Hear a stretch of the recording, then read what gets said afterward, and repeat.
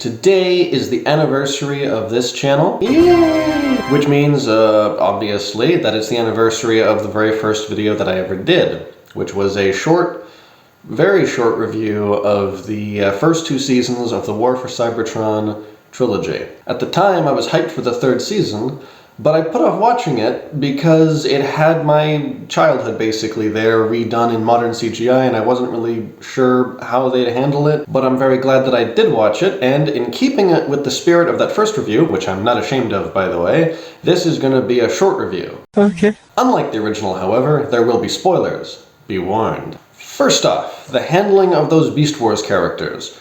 Overall, I thought it was really good. I thought that they did something very cool with Dinobot, especially not making him part of the Maximals, but still making him part of the good team with the various things that he did. He was one of the best characters from the original show, so they had to do something special, but they couldn't just do the same thing as before, so I thought that was really good. It was meaningful, and he had another great death scene. Also, Rhinox stuck in my mind.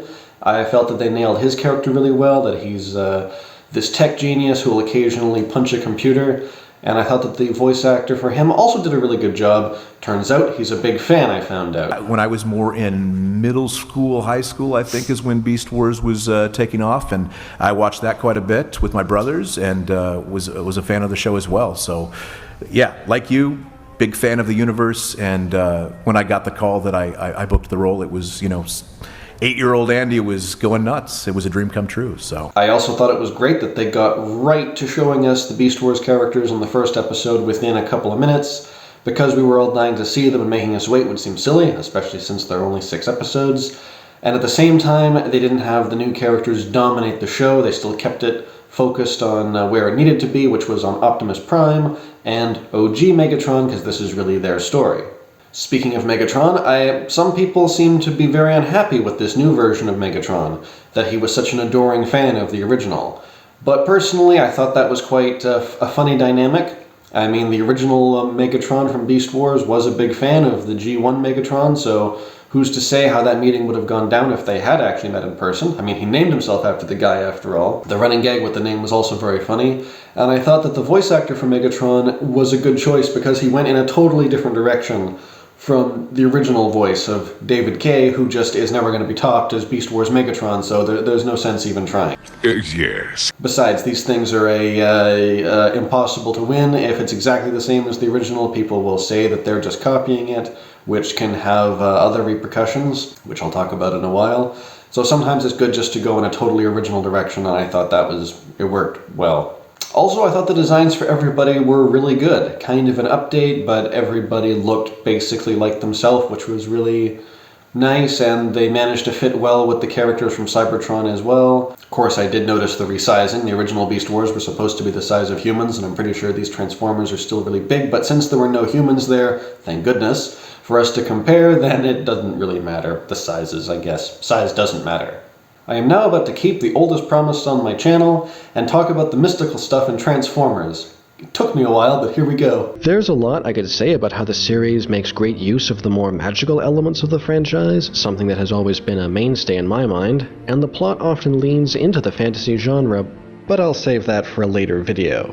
I said in my original review that I really like when Transformers moves in Shakespearean and into mystical or semi-mystical territory, because to my mind it's a cornerstone of the franchise. It's even a part of Bayformers. Remember when Shia went to Transformer Heaven? Which I still don't understand, but whatever. Maybe because this isn't about Bayformers. And the mystical stuff in the War for Cybertron trilogy turned out to be the key to the whole thing. It wasn't just a sideline. This was literally the key to understanding everything. So the way that came into focus for the end, I also thought was great payoff to everything. At the same time, it kind of had a sciencey explanation that this is time travel, but at the same time, how Unicron was doing everything was rather like the original, not really fully explained, and I thought that was good. They left themselves some gray area to work with, just in case this ever matters again in the future. They haven't defined any hard rules on the magic system. And to me, this magic is a key component because normally I have trouble getting invested in robot characters. There are some exceptions, but Transformers are the biggest exception for me, and it's because of the mystical nature of them. They're powered by little sparks, at least ever since Beast Wars came along, they've been powered by sparks. And so because the nature of the spark is something that is outside of our own scientific understanding, that opens the possibility for how robots feel emotions, how they are concerned about honor, how they form attachments and whatnot beyond merely the practical sort of thing that I would expect from a purely robotic character made of nuts and bolts. Something I was not at all aware of when I watched the series the first time was some controversy surrounding the choice of voice acting talent, specifically that the voice actors are non-union. That's happening now with Netflix. They're going to produce a Transformer series, but they're not going union, and we work in our union. That's what protects us all as actors, when other guys, go underneath that. And they literally are, they're destroying the union from outside. It's subterfuge. It's just, it's wrong. It's wrong. And while from a purely practical standpoint, I understand the concern from union people about non-union talent providing voices for such for a show that's going to get quite a bit of exposure and all of that. I don't think I can really comment on it, and that kind of belongs in its own thing, so I think I'll restrict myself to just appraising how well the actors performed in the roles. But ultimately, we do everything for you, so you're the audience, you're the power. So what you want will ultimately be the end. So, you decide what you want, and hopefully it's good. Overall, while I'm going to stick to what I said in my first review, that sometimes the dialogue feels amateurish, I will also extend that and say that sometimes the voice acting itself feels a little amateurish, especially, and this isn't original, a lot of other people have said that sometimes the guy who's doing Optimus Prime seems to be imitating Peter Cullen a little too much and maybe not nailing it 100% of the time.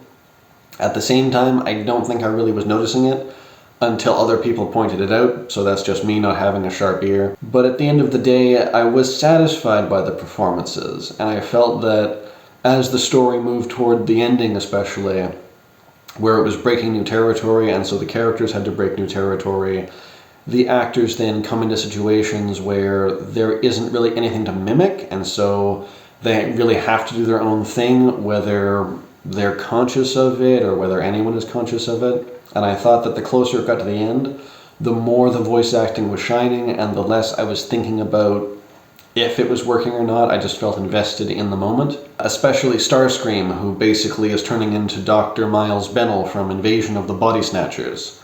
I mean the original 1956 adaptation. And yes, I said adaptation. This is all based on a 1954 novel by Jack Finney called The Body Snatchers. Anyway, all of that's to say is that the voice acting, in my opinion, is more than good enough, and sometimes awesome. My personal favorite was Jason Marnocha as Megatron. Of course, that might be prejudice. Megatron was always my favorite Transformer. Just ask my old toy collection. And at the end of the day, I loved how they wrapped up the whole thing with the truths. Not 100% tidily. Plenty of characters didn't make it, and there are still loose ends that could be tied up in the future, or perhaps left just purposefully open, just so that it's not a perfectly closed box. And that even though there's a truce, I thought it was great that the Decepticons, especially Megatron, didn't get all gushy. He still doesn't shake hands with Optimus at the end. As much as I love this ending and all of the interesting philosophical things the characters came through to get to this point, and as much as I dread bad sequels, I want a follow-up that features more Unicron. Plus it might lead to another really cool Unicron toy. Anyway, thanks for watching.